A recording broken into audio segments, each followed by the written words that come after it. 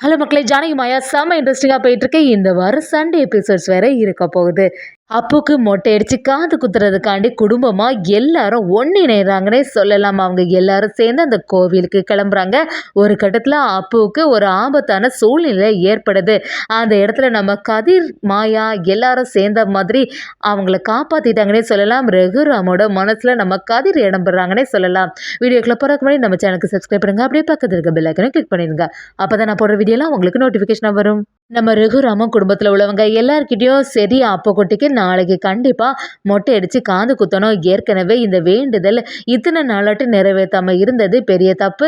சீக்கிரத்தில் அந்த இடத்துக்கு போகணும் அப்படின்னு சொல்ல ஆரம்பிக்கிறாங்க. அதை கேட்ட சிவராமனும் சரி நான் அதுக்கான எல்லா வேலைகளும் நான் பார்த்து வச்சுருக்கேன் அப்படி சொல்லும்போது பார்வதியும் என்னோட தம்பியோட மடியில் இருந்து தான் இந்த செயலை செய்யணும்னு சொல்லிட்டு அவங்களோட வீட்டுக்கு அவங்க தம்பியை கூப்பிட்றதுக்காண்டி போகிறாங்க.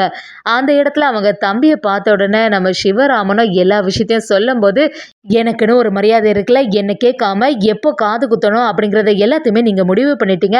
அதுக்கப்புறமா தாய் மாமனா இருந்து நான் என்னத்துக்கு, நான் ஒன்றும் இந்த இடத்துக்கு வரவே மாட்டேன் அப்படி சொல்லும்போது நம்ம பார்வதியும் என்னடா நீ இப்படி பேசிட்டு இருக்கா, ஓ மடியில் உட்கார வச்சு தான் அப்போ குட்டிக்கு காது குத்தணும், நீ கண்டிப்பாக அந்த கோவிலுக்கு வரணும்னு சொல்ல ஆரம்பிக்கிறாங்க. சிவராமனை சேர்ந்து சொல்லும்போது அவங்க கேட்குற மாதிரி இல்லை, நான் ஒரு மாமாவாட்டி எதுக்கு இருக்கேன், எந்த டேட்டுனாலுமே என்கிட்ட சொன்ன அப்புறமா தான் நீங்கள் முடிவு பண்ணியிருக்கணும், நீங்கள் பாட்டுக்கு ஒரு முடிவு எடுப்பீங்க, நான் வரணுமா அப்படி சொல்லிட்டு அந்த இடத்துல தகராறு பண்ண ஆரம்பிக்கும் போது சிவராமனும் ஒரு கட்டத்தில் நான் கூப்பிட வேண்டிய கடமை உன்னை கூப்பிட்டாச்சு, வரதும் வராததும் உன்னோட விருப்பம்னு சொல்லிட்டு சிவராமனும் பார்வதி அந்த இடத்துல இருந்து கிளம்புறாங்க. ரகுராமன் நம்ம சிவராமன் கிட்ட என்ன சிவராமன் ஆச்சு, நம்ம அப்போட தாய் மாமன் சம்மதிச்சிட்டாங்கன்னா கண்டிப்பாக வந்துடுவாங்கல்ல அப்படி கேட்கும்போது சிவராமனும் சொல்ல வேண்டியதெல்லாம் சொல்லியாச்சேன்னா கண்டிப்பாக வரதுக்கு வாய்ப்பு இருக்குது அப்படின்னு சொல்லிட்டு நம்ம எல்லாரும் சேர்ந்து கிளம்பலாம் அப்படின்னு ரெடி ஆகுறாங்க. நம்ம ஜானியோட மனசுக்கு மட்டும் கேட்கவே இல்லை, தனாவும் கதிரும் எப்படியாவது இந்த நிகழ்ச்சியில் வரணும், ஆனால் இப்போ இருக்கக்கூடிய கோபத்தில் இவங்கள்ட்ட சொன்னால் ஏதாவது சொல்லுவாங்களோன்னு பயந்துட்டே இருக்கும்போது மாயாவும்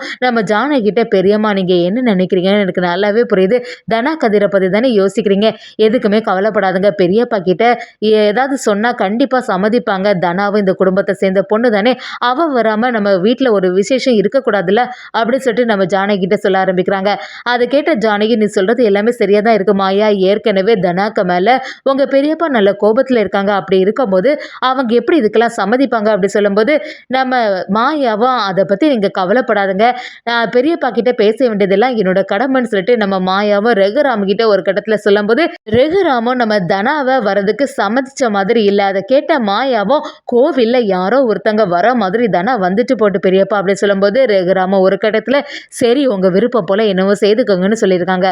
அதே சமயத்தில் குடும்பமாக சேர்ந்து ரொம்ப நாளுக்கு அப்புறமா எல்லாருமே அந்த வண்டியில் ஏறி போகும்போது நம்ம மாயாவும் சீனுவும் சரி கதிரும் தனாவும் வரப்போகிற வழியில் பிக்கப் பண்ணிக்கலான்னு சொல்கிறாங்க.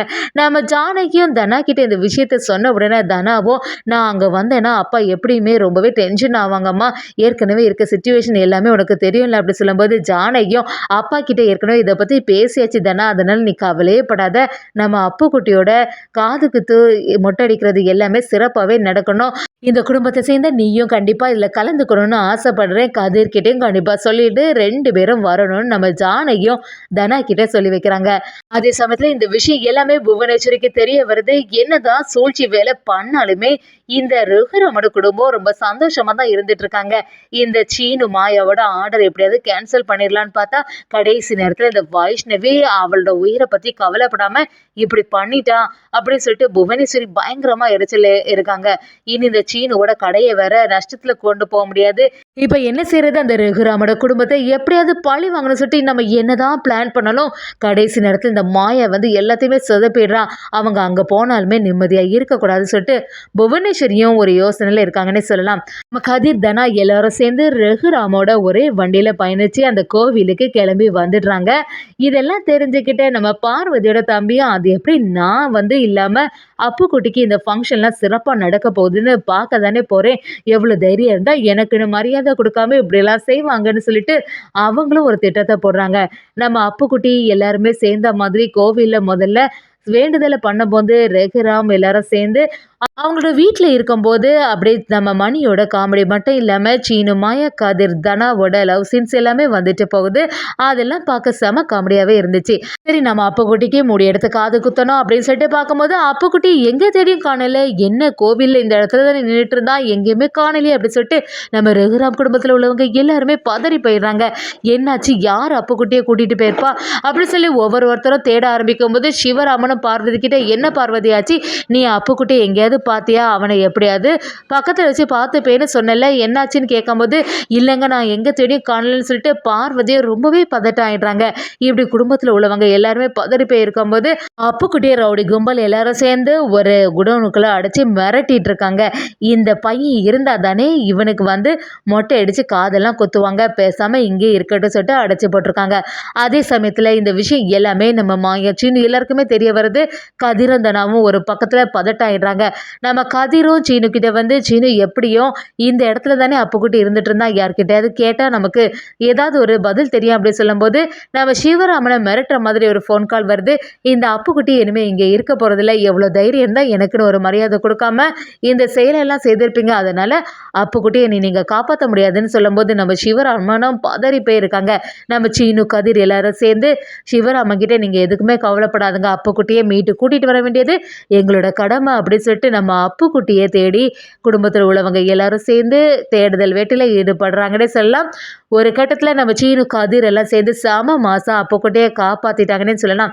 அப்புக்குட்டியை பார்த்த உடனே நம்ம பார்வதியும், இங்கடா பெந்தை உனக்கு கண்ணில் சொல்லிட்டு நாங்கள் எவ்வளோ பதட்டம் ஆயிட்டோம் தெரியுமா அப்படின்னு சொல்லும்போது, அப்புக்குட்டியை யாருன்னே தெரியாது 2 ரவுடிங்க வந்து என்னை மிரட்ட ஆரம்பிச்சிட்டாங்க, நான் ரொம்பவே பயந்துட்டேன்னு சொல்லும்போது, நம்ம சிவராமனும் சரிடா நீ பயப்படாத, இனி எதுவுமே ஆகாது, எங்க கூடயே எப்பவுமே இருந்துக்கோ அப்படின்னு சொல்லிட்டு நம்ம அப்புக்குட்டியே சொல்றாங்க.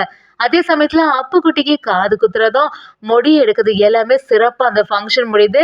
தனாவும் அவங்க அப்பா ரகுராம் கிட்ட ஏதாவது பேச போகும்போது, ரகுராமும் நம்ம தனா கிட்ட பார்த்து பேசுற மாதிரி இல்ல, அதை கவனிச்சு நம்ம ஜானகியும் தனா கிட்ட போய், தனா நீ எதுக்குமே கவலைப்படாத, உங்க அப்பாவுக்கு உன் மேல ரொம்பவே பாசம் அதிகம், மனசுக்குள்ள அவ்வளோ பாசத்தை வச்சுட்டு வெளிக்காட்டாம இருந்துட்டு இருக்காங்க, அதை நினைச்சு நீ வருத்தப்படாத அப்படி சொல்லும்போது, தனாவும் நாங்க பண்ணதும் தப்பு தானேம்மா, அப்பா எவ்வளோ நம்பிக்கையா இருந்தாங்க, அவங்க நம்பிக்கையை இருக்கிற மாதிரி நான் நடந்துட்டேன்ல, அதனால தான் அப்பா கோபமா இருக்காங்க, கூடிய சீக்கிரத்துல நாங்களும் வாழ்க்கையில முன்னேறி காட்டுவோம், அதுக்கப்புறமா அப்பா எங்களை மனசார ஏத்துப்பாங்க அப்படின்னு சொல்லிட்டு நம்ம தனாவும் ரகுராமன் நினைச்சு ஜானகிட்ட சொல்றாங்க. ஜானகியும் நீ சொல்றது எல்லாமே சரிதான் தனா, எல்லாம் கூடிய சீக்கிரத்துல சரியாயிரும், நானும் அந்த கடவுள்கிட்ட அதை தான் வேண்டேன்னு சொல்ல ஆரம்பிக்கிறாங்க.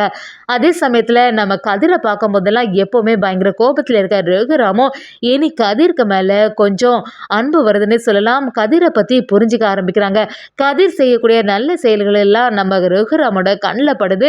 கதிர் பத்தி கொஞ்சம் தெரிஞ்சுக்கிட்டு தனா எதுக்காக கதிரை இவ்வளோ விரும்புறான்னு இப்பதான் புரியுதுன்னு நம்ம ரகுராம் மனசுல யோசிக்கிறாங்கன்னே சொல்லலாம்.